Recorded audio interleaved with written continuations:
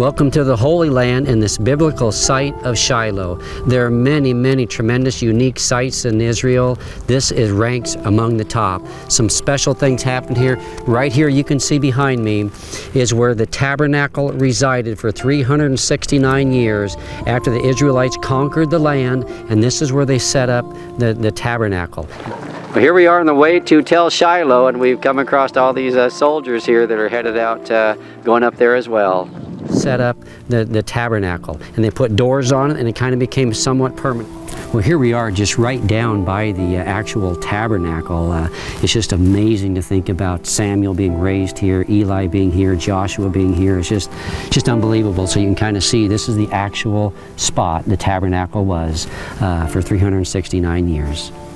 It was destroyed by the Philistines at the end of Eli's life because of the wickedness of his sons and what was happening in the nation of Israel. So we're going to be looking at some rich things that happened right here in Shiloh. This is the place that the Tabernacle resided for 369 years. So Shiloh was the town in the lot of Ephraim where Israel assembled under Joshua at the close of the War of Conquest, is found in Joshua 18:1. So it's right here that they met and the land was divided.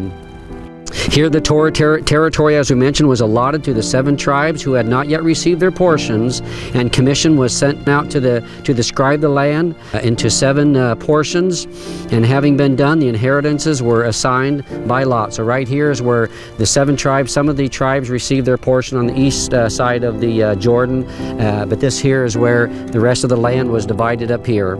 Here also were assigned to the Levites their cities and the territories of the various tribes, as recounted in Joshua 18 through 21. So the Levites received their portions here as well. From Shiloh, Reuben and Gad departed for their homes east of the Jordan, and there the tribes gathered for war against these two, having misunderstood their building of the great altar in the Jordan Valley, as noted in Joshua 22. So from here, when the several of the tribes went back, the 2.5 tribes went back on the east side, they built this altar, and so the rest of the tribes thought that they were misleading the people, that they were falling away from the Lord, so they went there and were going to fight, but then they had a reconciliatory meeting and everything smoothed out, but it was from right here. In Judges 18:31, we learned that in the period of the Judges, the house of God was in Shiloh. But from here, then it was moved to Gilgal, under apparently Saul had it moved to Gilgal. And here the maids of Shiloh were captured by the Benjamites on the occasion of a feast while dancing in the vineyards, this having been planned by the other tribes to provide the Benjamites with wives because of their disobedience. So you recall how the Benjaminite tribe was almost wiped out, but it was here in the vineyards, and this area is where they danced, and they were grabbed by other men, and that preserved the line of Benjamin. So right here at this place in Shiloh was the place where the Israelites would all gather, where they would come together to worship the Lord, offer sacrifices right here in Shiloh. Right below us is where the original tabernacle was. So the sanctuary was presided over by Eli and his wicked sons, and through Samuel the doom of their house was announced. So if you recall, Samuel had the visions in the night. The Lord spoke to him and pronounced judgment upon the house of Eli because of the wickedness of Eli and Phinehas. Eli, the high priest, did nothing about it to really stop it, caused Israel to sin greatly, so God pronounced judgment. So that's when the tabernacle then was destroyed. So the capture of the ark by the Philistines was the fall of Hophni and Phinehas. They lost their lives in battle, and then Eli as well. And the sanctuary in Shiloh here is called a temple, as noted in 1 Samuel 1:9 and 3:3. So it had doorposts and doors, as seen in 1 Samuel 1:9 and 3:15. So it was therefore a more durable structure. So once again, it was here for 369 years. So it was a tabernacle that was movable, but then here it became more permanent. And as I say, resided here for 369 years, roughly. And so it had doors, and it was more permanent until it was destroyed by the Philistines, and then later a new one was set up. So the disaster that fell Shiloh, while we have no record of its actual occurrence, made a deep impression on the popular mind, so that the prophets could use it as an effective illustration of its destruction because of its inhabitants' disobedience to God.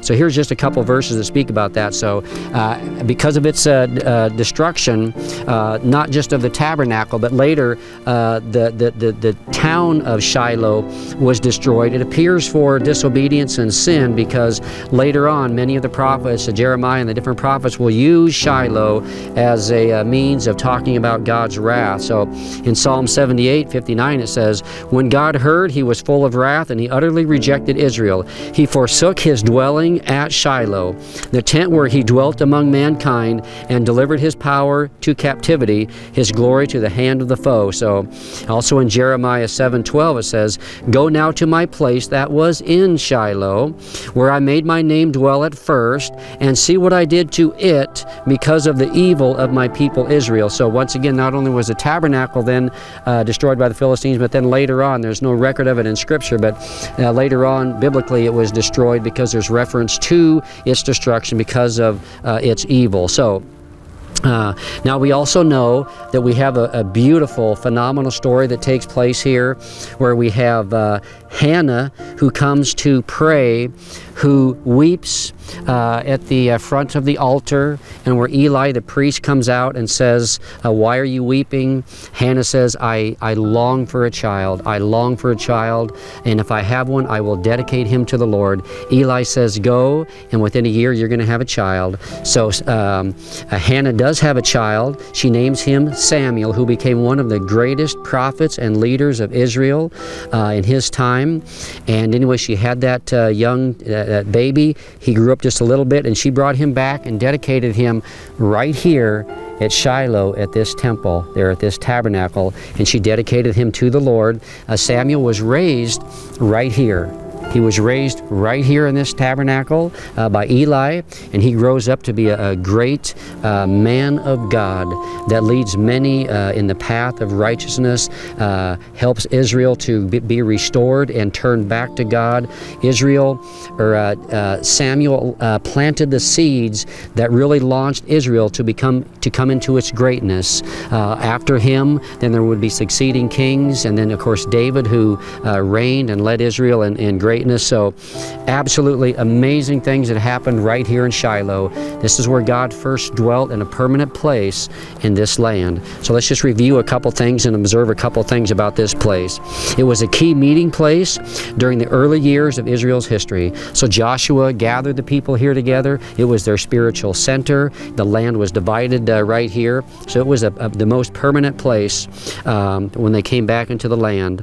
And at Shiloh, Hannah prayed for a son, and God heard her prayers and blessed her with a young man named Samuel. To Shiloh, Samuel was brought and was consecrated to God's service. And the sanctuary at Shiloh is called a temple and had doorposts and doors, and it was therefore a more durable structure than the old tent or the portable tabernacle.